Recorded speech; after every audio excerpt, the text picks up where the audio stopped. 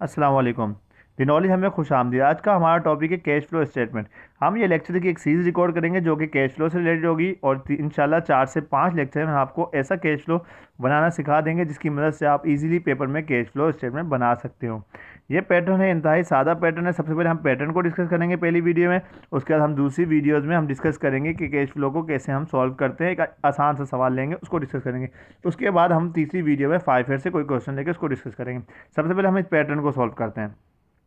देखिए, सबसे पहले लिखा हुआ net profit before tax and interest, यानी कि सबसे पहले हमें जो इस कैश फ्लो स्टेटमेंट में लिखना है, जो लेना है, वो हमें जो सवाल दिया गया उसमें से net profit before tax and interest लेना है। अच्छा, बाद औक़ात ये होता है, ये दिया गया होता है और बाद औक़ात ये दिया गया नहीं होता क्वेश्चन में ना। अच्छा, नहीं दिया गया तो उसका एक तरीका होता है, हम कैसे सॉल्व करते हैं वो हम डिस्कस कर लेते हैं। ये देखें, ये इसका तरीका लिखा है इंतहाई सादा। Calculation for net income before tax and interest. इसके लिए हम क्या करते हैं, सबसे पहले रिटर्निंग क्लोजिंग लेते हैं। क्लोजिंग, ओपनिंग नहीं, क्लोजिंग, ये याद रखिएगा। क्लोजिंग में से हम लेस करते हैं ओपनिंग और उसमें हम ऐड कर देते हैं general reserve, dividend declare, interest expense, income tax. तो हमारे पास आता है income before tax and interest, क्योंकि जो हमारी इनकम स्टेटमेंट में इनकम निकली होती है उसमें टैक्स लेस होता है, इंटरेस्ट एक्सपेंस लेस होता है, डिविडेंड दिया गया और दे दिया गया होता है। तो इस वजह से हम इसमें से सब कुछ माइनस, सब कुछ प्लस कर देते हैं इसमें। जब हम इसमें ऐड कर देते हैं तो हमारे पास आ जाता है income before tax and interest. अच्छा, हम चलते हैं आगे पैटर्न की तरफ। अच्छा, जब हम ये ले लेते हैं कि इनकम बिफोर इंटरेस्ट टैक्स आ गया, उसके बाद हम क्या करते हैं adjustment for non cash item. Non cash item जैसे डेप्रिसिएशन होता है, डेप्रिसिएशन को हम ऐड बैक कर देते हैं। उसके बाद हमारे बात है अमोर्टाइजेशन। अमोर्टाइजेशन होती है इंटेंजिबल एसेट के अंदर। इंटेंजिबल एसेट क्या होता है, जैसे हमारी गुडविल हो गई, पेटेंट हो गई, ये सारे हमारे इंटेंजिबल होती है, इनमें होने वाली कमी को हम अमोर्टाइजेशन कहते हैं। ये भी ऐड बैक कर देते हैं। बैड डेट एक्सपेंस, जो हमारे बैड डेट्स होते हैं जो अकाउंट रिसीवेबल के ऊपर होते हैं, वो भी हमें ऐड बैक कर देते हैं।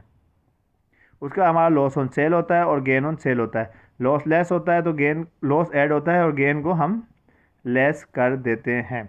अच्छा, ये जो डिविडेंड रिसीव, इंटरेस्ट रिसीव लिखा हुआ है इस पैटर्न में, ये बीकॉम लेवल पे नहीं पूछा जाता।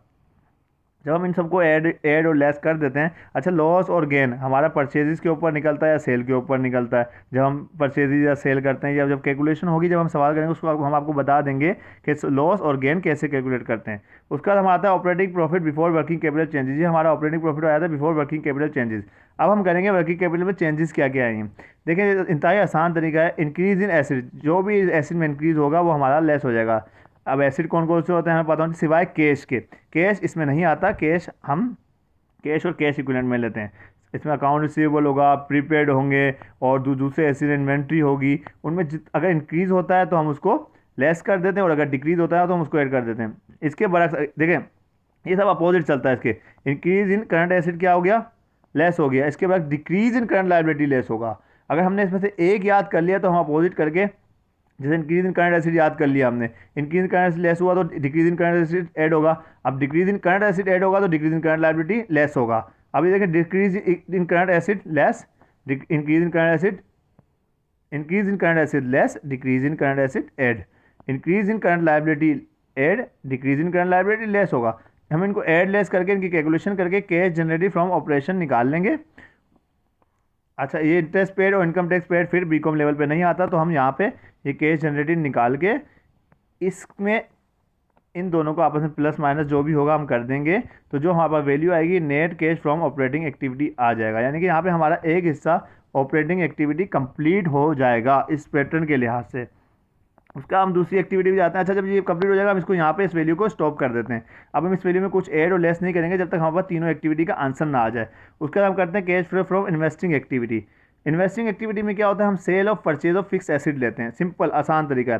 देखिए, जब कोई हम चीज़ सेल करते हैं तो हमारे पास पैसे आते हैं। जब हमारे पास पैसे आते हैं तो कैश फ्लो में वो पैसे ऐड होते हैं ना, हमारे पास आए तो ऐड होंगे। जब हम कोई चीज़ सेल करते हैं, जब कोई हम चीज़ परचेज करते हैं तो हमारे पास से पैसे जाते हैं और जो हमारे पास से पैसे जाते हैं वो लेस हो जाते हैं। अब देखिए, fixed asset purchase less, sale of fixed asset add, और वो इंटरेस्ट रिसीव, डिविडेंड रिसीव, ये आप याद कर सकते हैं, मगर ये बीकॉम लेवल पे ये दोनों चीज़ें नहीं आती। सेल और परचेज ऑफ फिक्स एसिड आती है इसमें, हम उसी ही को ही लेते हैं। तो यहाँ हमारा, और फिर जो प्लस माइनस करते हैं यहाँ हमारा इन्वेस्टिंग एक्टिविटी का आंसर आ जाता है। अच्छा, पहले हमारी ऑपरेटिंग एक्टिविटी भी हो गई, हमारी इन्वेस्टिंग एक्टिविटी भी हो गई। उसके बाद हम जाते हैं cash flow from financing activity. Financing में आता क्या है, फाइनेंसिंग में हमारे share, debenture, long term loan, जो फाइनेंस से रिलेटेड चीज़ें होती हैं वो आती हैं। अच्छा, इसका भी सिंपल तरीका है। हमने लोन लिया, हमारे पास पैसा आया, जब हमारे पास पैसा आया तो वो ऐड होगा कैश फ्लो में। हमने लोन की पेमेंट की, हमने कोई किस्तों की पेमेंट की, हमने कोई भी पेमेंट कर दी, लोन की पेमेंट कर दी, डिविडेंड की पेमेंट कर दी, बॉन्ड की पेमेंट कर दी, वो सब इसमें लेस होता है। अब देखें issue of share and debenture, जब हम शेयर इशू करते हैं तो हमारे पास पैसा आता है तो वो ऐड हो गया। Receive long term loan, loan हमने किसी से लिया तो हमारे पास पैसे आते हैं, वो ऐड हो गया। Payment of long term loan, जैसे हमने कहा ना जब हम कोई पेमेंट करते तो हमारे से पैसा जाता तो वो लेस हो गया। डिविडेंड पेड, जब हमने डिविडेंड दिया तो हमारे पास से पैसे गए, वो भी लेस हो गए। तो यहाँ हमारे पास फाइनेंसिंग एक्टिविटी का आंसर आ गया। अब ये प्लस में भी आ सकता है, माइनस में, ये प्लस में भी आ सकता है, माइनस में भी, ये प्लस में भी आ सकता है, माइनस में।